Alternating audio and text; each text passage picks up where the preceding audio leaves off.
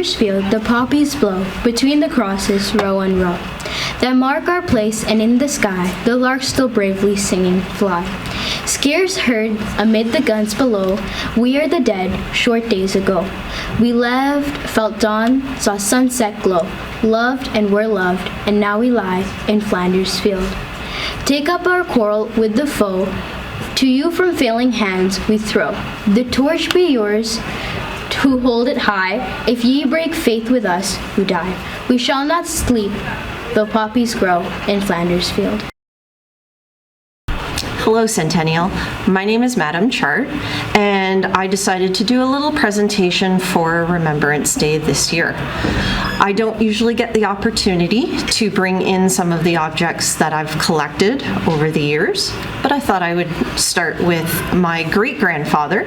His name is Joseph Swift. He was part of the First World War.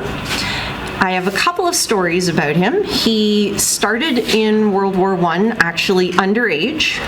He decided that he was going to lie about his age to get in because the war at that time was considered something of an adventure.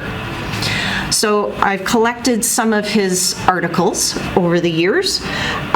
These are his dog tags. And these dog tags are actually made of cardboard. This is the First World War, so metal was very precious. But these dog tags have his name and the fact that he was a private. So if he had died in the war, they would have snipped off this little piece and taken it for the records to send home.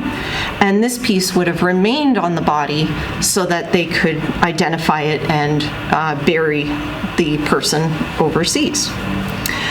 So they were allowed to take some personal mementos. This happens to be a little locket.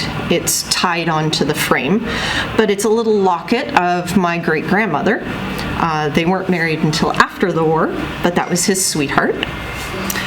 And we also have some pictures of him. He was part of the 75th Regiment in Hamilton, and this is his regimental crest, pin, as well as some of the professional photographs that were taken in studio when they had, just before they signed up. So he's in very ceremonial regimental dress, as well as this one and a close-up. And these photos went home to the families, so they had something to remember their sons by. And lastly, the medals that he received after the war. So those were part of his uniform. I also have, he was actually a signaller, and the pin for the signaller is this one. And as a signaller, he was responsible for helping the troops talk to each other from far distances. Radio was just starting to become useful in war, but the other side could hear you. So what they did is they had signalers who had flags. Now this happens to be a US brand, but I just recently picked this up at an antique store, and this is from the First World War. And there are two flags, and they look same as this.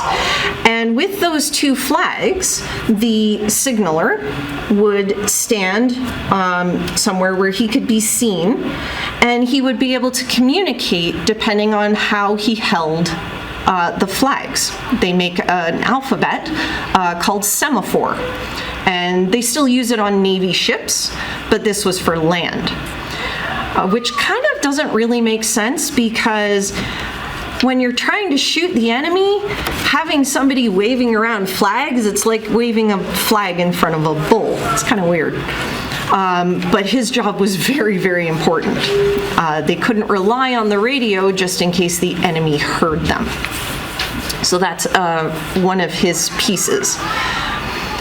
And the last piece I was able to acquire from him is this little leather and suede pouch. It would be worn with another loop so he could wear it across his belt. And he would probably have some rations, maybe a couple of extra bullets, that sort of thing, maybe some cigarettes. A lot of them smoked back then. So he would have that little pouch, and it would be part of his uniform. I do have some pictures as well. He was in the Battle of Ypres in France in 1917, and he was actually gassed with the mustard gas that the Germans used. So he spent a little bit of time in an English hospital. They patched him up, and they put him back out on the front to fight. This picture was actually taken at Christmas time, and you can see the garland, that paper garland that the nurses and the patients made in the hospital. So that's kind of a neat picture. And these two are pictures of some of the nurses. And actually, those two nurses in the one photo are actually my relatives as well. They are his sisters. So they managed to be nurses in England and help some of the men coming home. And there's another shot of them at Christmas time, again with the garland and the Christmas tree. And these two are just photos of him at the studio, one with his parents and one without. And again, that would be used for mementos for the family should anything happen to their son.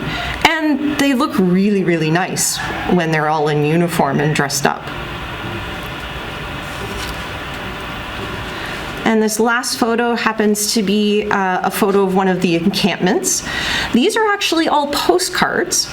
If you turn them over, they actually have notes from my great-grandfather, and they have the stamp, and they were made into postcards. So they're quite neat to have some of that writing.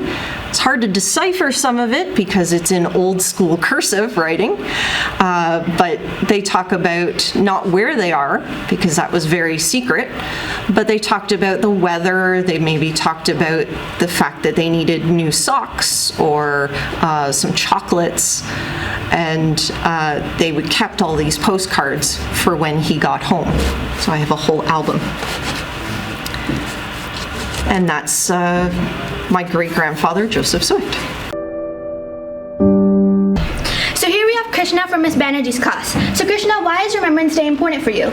Remembrance Day is important for me because today's the day where we honor all of those who sacrificed their lives and everything with that for our freedom. And without them, I wouldn't even be standing here today to be interviewed. Remembrance Day is something that we should definitely commemorate and remember, or at least acknowledge in our daily lives, not just on Remembrance Day. And I believe it is one of the most important days of our history. So how do you honor Remembrance Day? I do it by wearing the poppy and attending all of the assemblies, as well as trying to help out the assemblies in order to commemorate and do my part in order to help with Remembrance Day and those who were involved.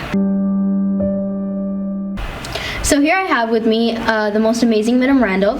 So I'm going to be asking you some questions regarding Remembrance Day. Okay.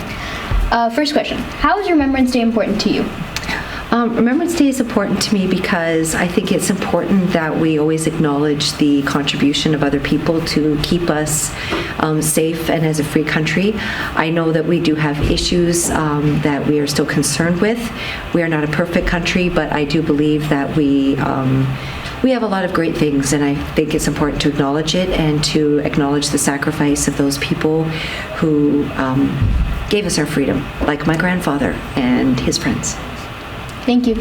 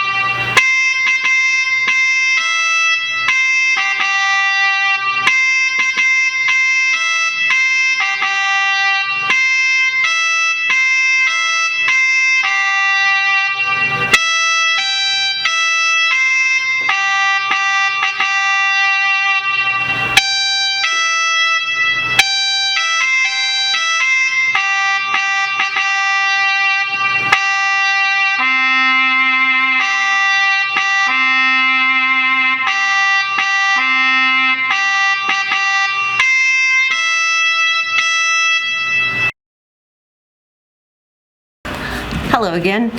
This part is about World War II. Again, I had a relative in the Second World War.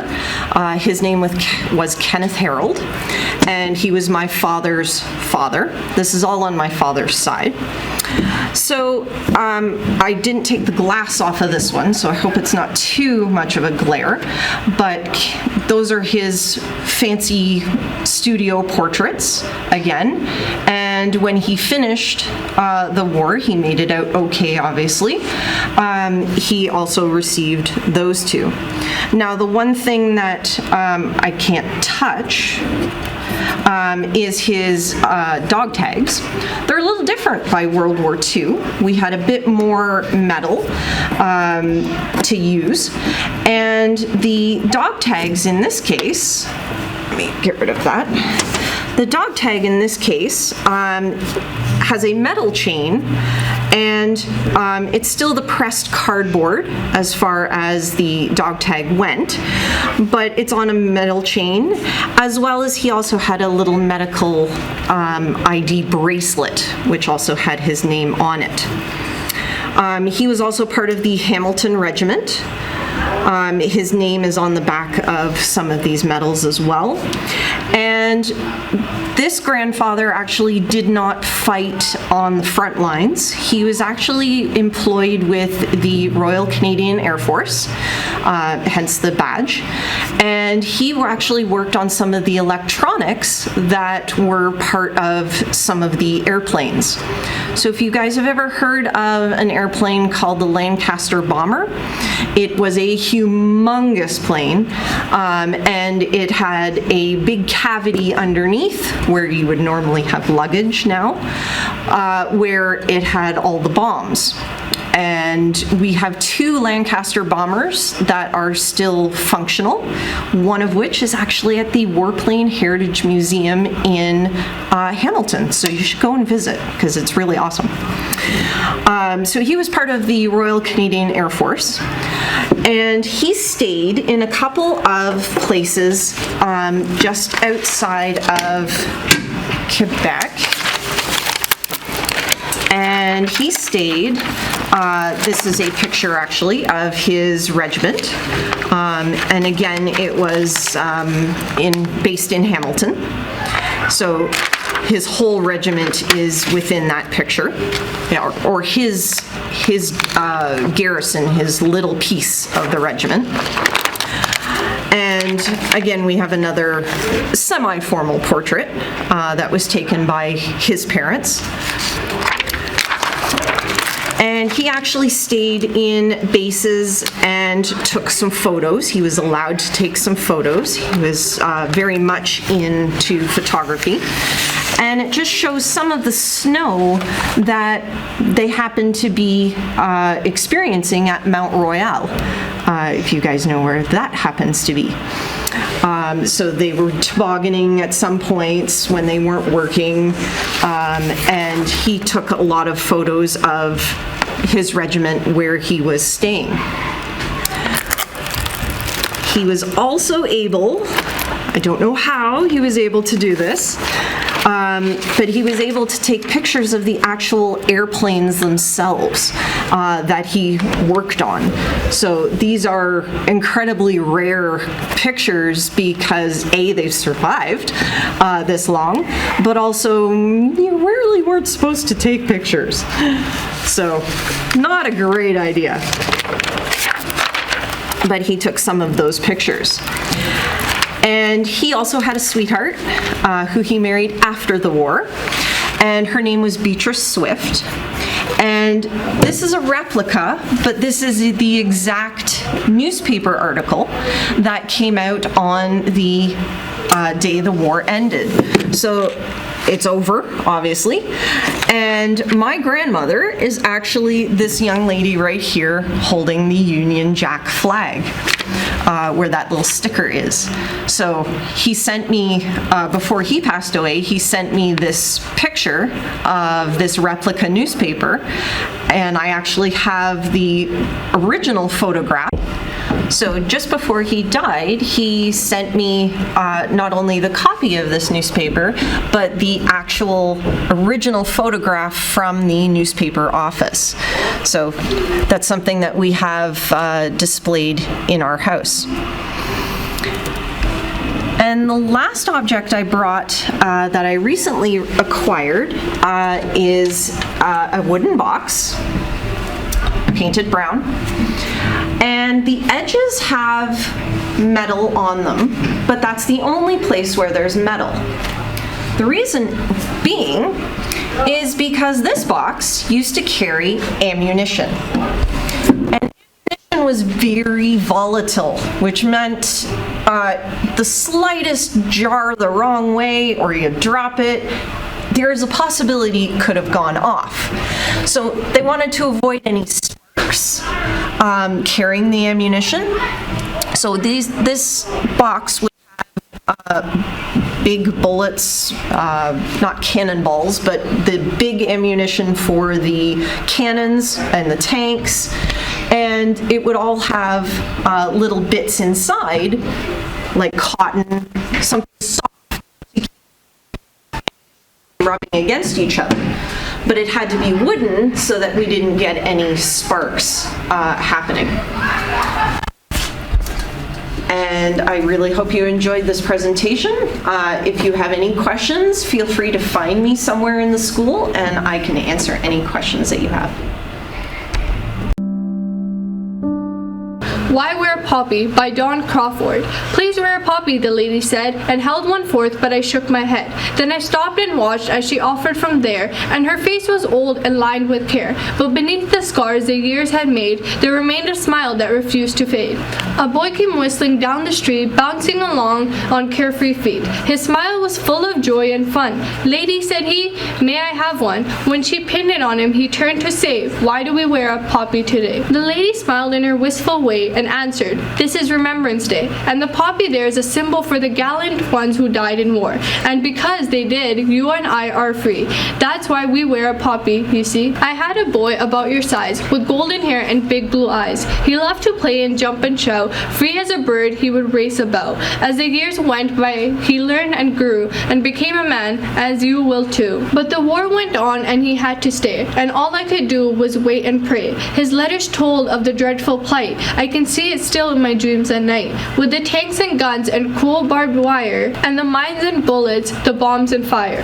Till at last the war was won, and that's why we wear poppy. Son, the small boy turned as if I go, then said, thanks lady, I'm glad to know. That sure did sound like an awful fight, but your son, did he come back all right? A tear rolled down each faded cheek. She shook her head but didn't speak. I slunk away in a sort of shame, and if you were me, you'd have done the same. For our thanks in giving and oft delayed, though our freedom was brought and thousands paid. And so when we see a poppy worn, let us reflect on the burden borne by those who gave their very all when asked to answer their country's call, that we at home in peace might live.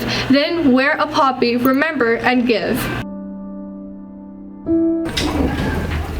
So here we have Madish from Mr. Powell's class. So Madish, why is Remembrance Day important for you? Well, Remembrance Day commemorates the victory over the Germans in World War I, which was a big turning point for Canada's independence. So, I wouldn't be here if we hadn't won in World War I. The world would be a very different place, and it wouldn't be as nice as it is right now. So that's a really big part of why Remembrance Day is such a good celebration. So how do you honor Remembrance Day? Well, I take place in the school events, and I like history a lot, so I teach people about what happened and the truths about what happened, because there are some lies and misconceptions, but I try to educate people because they are very uneducated on the subject.